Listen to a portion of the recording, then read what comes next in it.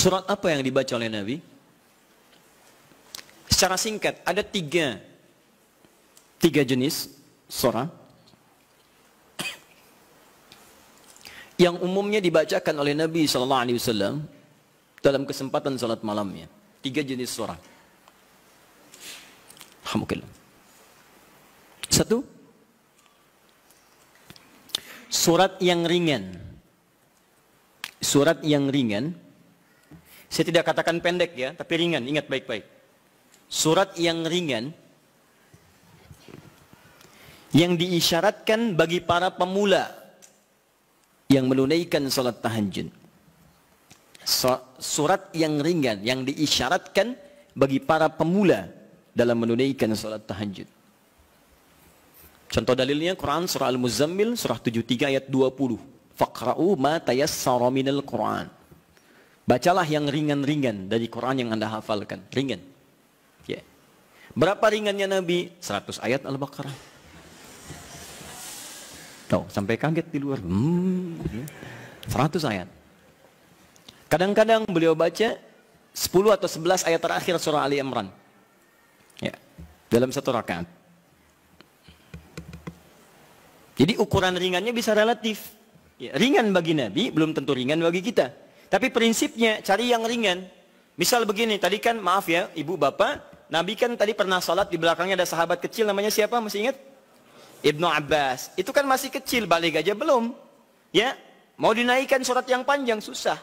Makanya dibaca yang ringan. Pada saat itu riwayat yang muncul ketika sholat di belakangnya Ibnu Abbas, itu Ali Imran 10 ayat terakhir.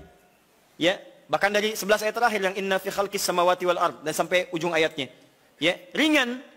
Maka dari itu ketika Anda misal mendidik anak salat malam, bangkit di malam hari tiba-tiba dia ikut, jangan baca yang panjang-panjang. Anak Anda 5 tahun bangun, lihat Anda salat, mama salat, pengen ikut, Allahu Akbar. Ya Allah, alhamdulillah anak saya ikut, mumpung ikut Al-Baqarah.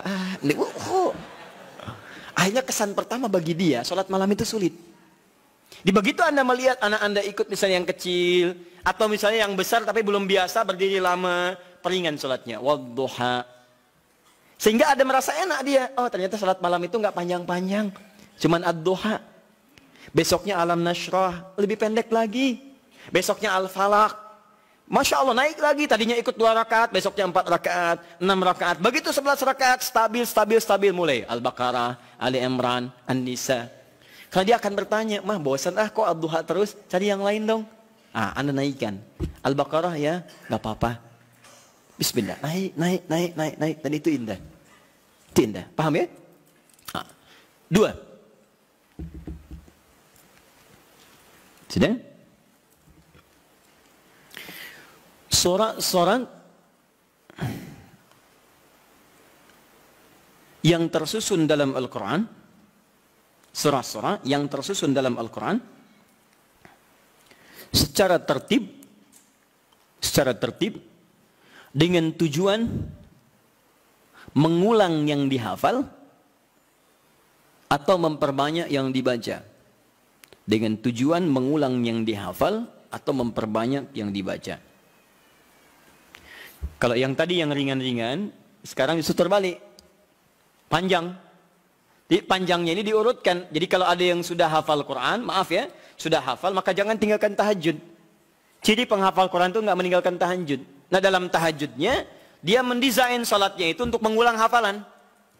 Itu yang dikerjakan para sahabat. Bahkan ada yang semalam 30 juz. Ada yang semalam misalnya 1 juz dulu. Saya target 30 malam, misal 30 juz. Tiap malam 1 juz. Boleh. Silahkan sekarang Al-Baqarah juz pertama. Ya dari Al-Fatihah sampai Al-Baqarah 141. Misalnya kan? Kemudian malam keduanya 142 sampai 253. Teruskan lagi. 252. Selanjutnya 253 sampai Ali Imran. Terus An-Nisa. Sampai 30 malam 30 juz dia selesai. Itu boleh. Ya. Atau misalnya semalam 5 juz. Boleh. Karena tidak. Ya, jadi kalau Anda sudah terbiasa menghafal Quran, sehari bisa 5 juz, Bu, Pak. Ya, mengulangnya itu. Mengulang. Usahakan ulang. Jadi, subuh 1 juz, zuhur 1 juz, asar 1 juz, maghrib 1 juz, isya 1 juz. Kalau tidak mau capek dibagi 2, setengah juz sebelum subuh, setengah juz setelah subuh. Terus, sehari 5 juz, mulai hari Sabtu. Hari Ahad 10 juz, Senin 15 juz, Selasa 20 juz, Rabu 25 juz, Kamis 30 juz, Jumat berdoa kepada Allah. Khusus berdoa, tidak mengulang. Jumat itu doa minta ya Allah, Engkau minta salat, saya salat, Engkau minta menghafal, saya menghafal, Engkau minta mengulang, saya mengulang. Engkau minta berdoa, sekarang saya bermohon kepadamu ya Rabb. Kalau saya sudah salat, saya sudah berinfak, sudah menghafal Quran, belum Engkau kabulkan juga, maka mohon tunjukkan pada saya dengan cara apa lagi saya mesti bermohon kepadamu. Maka doa penghafal Quran ketika dia bisa khatamkan dalam 6 hari itu, Jumatnya mubarakah untuk dia.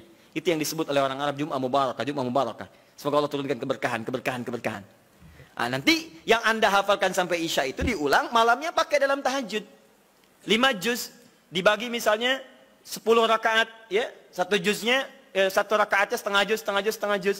Rakaat terakhir witir misalnya. Ya, atau silahkan bagi ke 23 rakaat atau yang lainnya. Intinya adalah, silahkan ulang-ulang hafalan atau sengaja untuk memperbanyak bacaan di malam hari.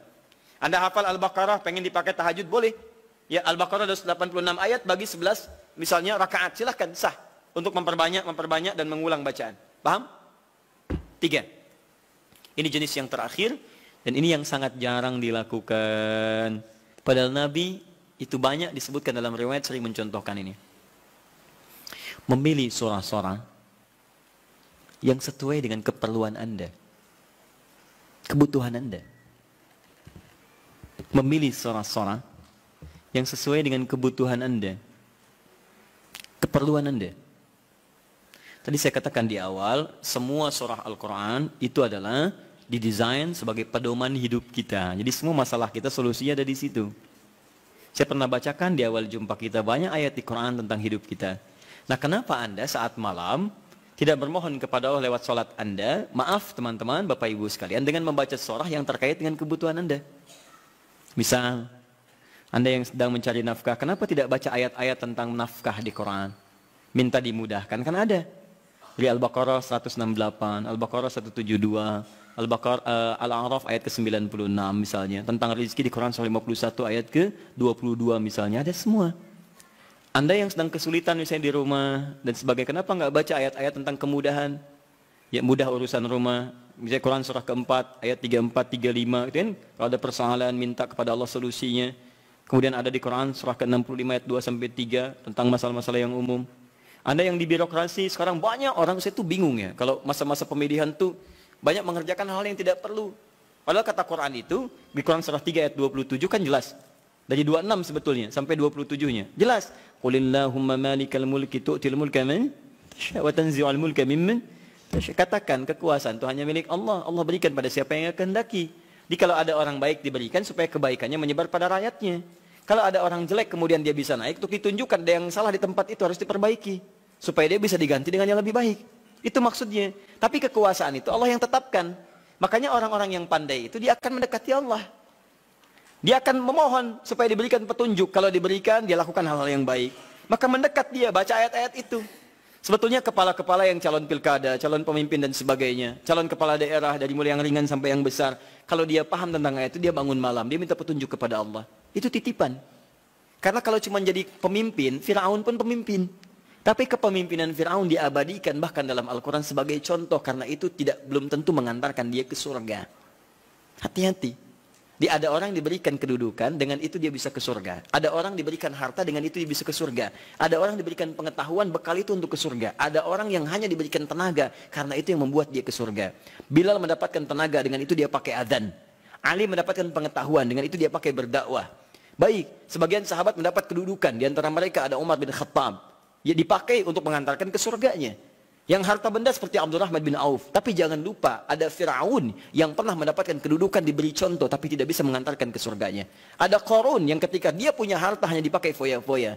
Jadi kalau orang sekarang hanya ingin ikutan foya-foya, dia ketinggalan, telat dia. Keduluan Qarun. Katakan pada orang kaya, ya ibu-ibu sosialita misalnya, yang cuman gosip datang macam-macam. Kalau cuman begitu, katakan terlambat. Sejak zaman Nabi Yusuf sudah ada sosialita yang cuman gosip.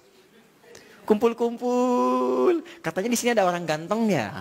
Sampai kejebak kan situ. Oh, tuh. Emang dia nggak tahan. Yusuf keluar. Begitu keluar, wah, ma hadza basyarin hadza illa malakun karim. Ini sih bukan manusia, ini malaikat yang sedang menyamar. Ganteng-ganteng Nabi. Oh. Orang sekarang ganteng-ganteng serigala. Digosipin lagi. Tuh, udah ada kasusnya banyak.